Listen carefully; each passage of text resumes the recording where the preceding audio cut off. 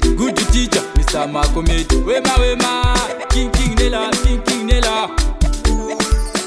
Ndichitanga ngoma, vakawanda vaiseka, nasi uno vakushamisika. Mikana yangu mwarozovhura, pandaitadza pese ndakupinda. Vakawanda vaiseka, nasi uno vakushamisika. Mikana yangu mwarozovhura, pandaitadza pese ndakupinda. Vakawanda vaiseka, nasi uno vakushamisika. Mikana yangu mwarozovhura, pandaitadza pese ndakupinda. Kutoke mpana, nilo kutoke mpana. Wema.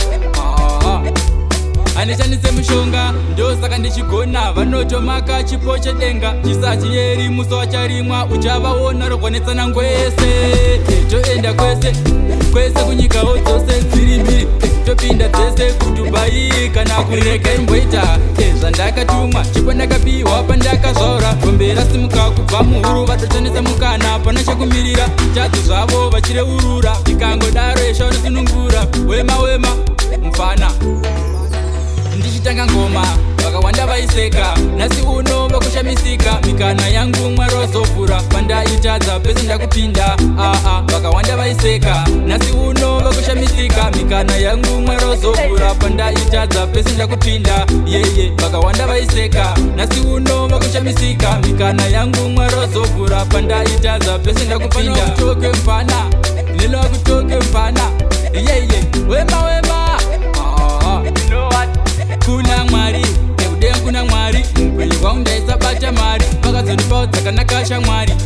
Mfana, rega ndifare, ndakakura zvakaoma. Kurara nenzara pasina chandacha. Ndiri gafa, sepanzembe ndiri gafa. Handidiwe nevanhu vakawanda, changu chipo chaperawo ndafa. Ukingi umambo hwedenga auopere ezilongu ndichifema. Vamwe kutenda ndokunotiponesa Lazaro. Ndakamutswa kumakuseka urema, kauchingewo wafa. Nokuti auzive rako ramangwana, upenyu vhiri unotenderera. Mfano wakutoke mpana, lelo wakutoke mpana. Wema.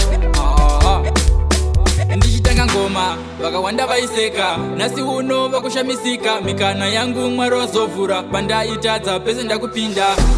Vakawanda vaiseka, nasi uno vakushamisika. Mikana yangu mwarozovhura, pandaitadza pese ndakupinda. Vakawanda vaiseka, nasi uno vakushamisika. Mikana yangu mwarozovhura, pandaitadza pese ndakupinda. Wema.